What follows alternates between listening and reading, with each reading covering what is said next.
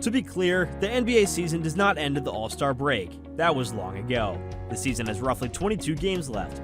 That leaves us roughly a quarter of the way there. Stats, playoff seeding, and honors are all still subject to change.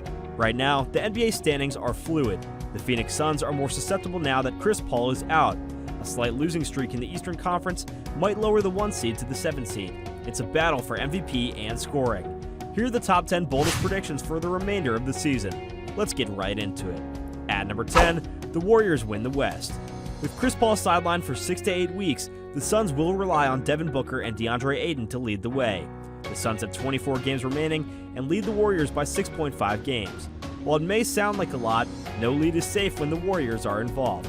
2017 was Steph Curry's best spring. Why can't he do it again? This team will improve when Klay Thompson becomes stronger. The Warriors will see an opening and value home court advantage. They'll attempt to win at all costs if it means playing at the Oracle Arena more often in the conference finals, which means the Warriors will take the advantage of the injury and win the number 1 seed. At number 9, Kevin Durant returns in April. The New Orleans Pelicans are coming. With his latest loss, the Pelicans may be looking to shut down Zion Williamson. Williamson will return if the Pelicans qualify for the play-in game. He's never been to the playoffs and will return if given the chance. The Pelicans trail the Trailblazers by 2 games. The Pelicans aim to contend with CJ McCollum, and Williamson is the final piece.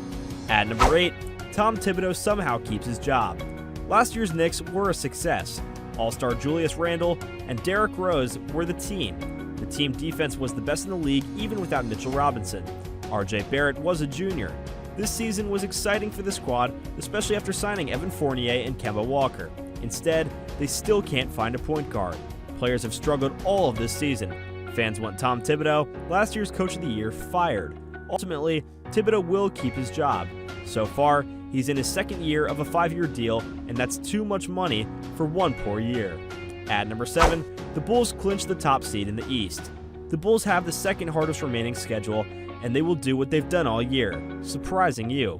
The Bulls will show that they belong at the top of the conference by beating the Nets and the Heat. This club will be difficult to stop once Lonzo Ball and Alex Caruso are healthy. This season, DeMar DeRozan is already a top 5 player. Despite their injuries, the Bulls are now tied for number 1 in the East. A healthy Bulls team will be the East's best team. At number 6, the Brooklyn Nets finish 5th. On paper, the Nets are the 1 seed. That trio of Kyrie Irving, Ben Simmons, and Kevin Durant is tough to beat. Due to his immunization status, Irving is still not allowed to play at home. The Nets have 7 games to make up as they trail the 1 seed. The Nets will never go away from the hump. The Bills will pull away, leaving the Heat in 2nd place. Despite this, the Nets will finish a few games behind the 76ers. Brooklyn will also beat the Bucks in both games. At number 5, Evan Mobley wins Rookie of the Year. Among rookies, Mobley lags Cade Cunningham and Franz Wagner in points per game, although the numbers are misleading. Cunningham is on the East's 2nd worst team, while Wagner's on the worst.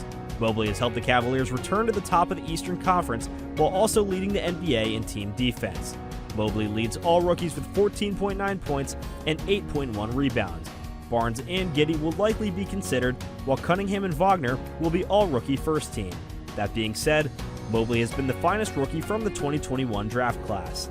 At number 4, the LA Lakers finish 7th.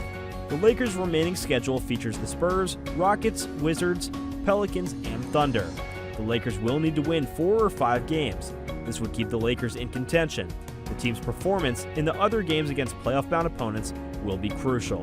The Lakers trail the Timberwolves by 3.5 games and the Nuggets by 6 games for the number 7 spot.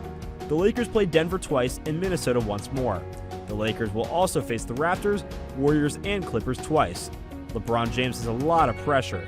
He gives under duress. The Lakers will win the finals, but must play in the play-in tournament. At number 3, Giannis Antetokounmpo wins Defensive Player of the Year. Draymond Green and Rudy Gobert will be directly involved in this discussion. Green is the major spark for the Warriors' top-ranked team defense. Gobert leads the NBA in rebounds and blocks, so keep an eye on Giannis. Due to Brook Lopez's injury, Giannis has played more at the 5. The Bucks are 12th in team defense. The Bucks were rated number 1 when Giannis last won. Assuming the Bucks reach the top of the standings, watch the defensive metrics. Giannis might earn Defensive Player of the Year number 2. At number 2, LeBron James wins the scoring title. As previously said, James is under a lot of strain. Have we ever witnessed such pressure on a 37-year-old player? Not even Michael Jordan had to go through this. To help the Lakers climb the standings, King James will have to score heavily. James is right in the scoring mix. Embiid leads the league with 29.6 points, while Giannis is averaging 29.4. James scores 29.1 points per game, and James will go on a tear down the stretch to help the Lakers win, since chemistry with Russell Westbrook isn't his main concern right now. With all that effort, he will amass enough points to win the scoring title. And at number 1, Embiid wins MVP. A game behind the Bulls and Heat, but 3-0 against them this season. This year's team will face the Heat, and a win could be crucial. Everyone is excited about James Harden's arrival. The 76ers lost both Ben Simmons and James Harden.